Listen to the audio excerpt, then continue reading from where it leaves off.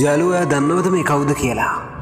මේ තමයි ජීවිතේ පෙරදිලා දුක් විඳලා කට්ට කාලා ආයෙමත් ජීවිතේ ජය ගන්න ඉපදෙන්න පින් කරලා තිබුණාට සතුටින් ඉන්න අපි පින් කරලා නැහැ බා. ඒක තමයි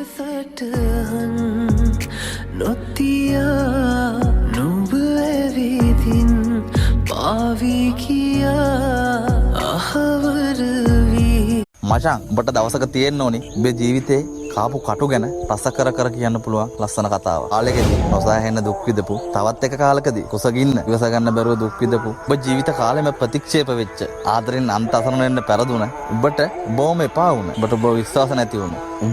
ඔබ විශ්වාස කරන්න පටන් ගත්තු කාලයක්.